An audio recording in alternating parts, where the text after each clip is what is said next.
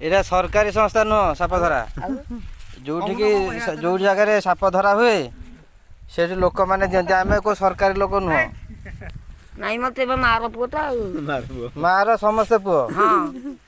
এইটা চোরুটা ଆମେ ଯୋଉ ଜାଗା ଯାଉ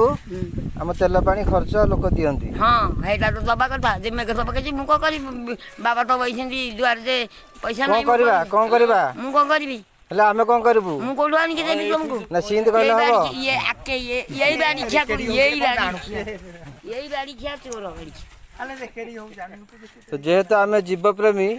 ଆଉ ସାପ ପ୍ରେମୀ ସାପ ଉପରେ ଆମେ କିଡିକି କମ ଓରି ପଟକୁ କରୁଛ ହଁ ଆମେ କଥାବାର୍ତ୍ତା ହଉଛେ ମା ପୁଅ ମା ପୁଅ ଯେହେତୁ ଆମେ ସାପ ଧରୁଛୁ ହଁ। ସାପ ଉପରେ ଜାଣିଛୁ